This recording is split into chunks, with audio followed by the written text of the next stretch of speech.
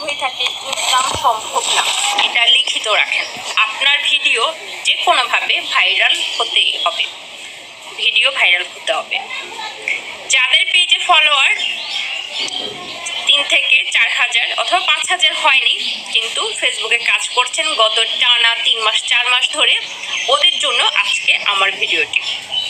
আসসালামু আলাইকুম, কেমন আছেন? আশা করছি ভালো আছেন। যিনি বা যারা যেখান থেকে ঠিক এই মুহূর্তে আমার ভিডিও দেখছেন, যদি ভালো লাগে অবশ্যই লাইক কমেন্ট শেয়ার দিয়ে পাশে থাকবেন। আর যদি ভালো লেগে না থাকে কেন দেখবেন বলেন তো?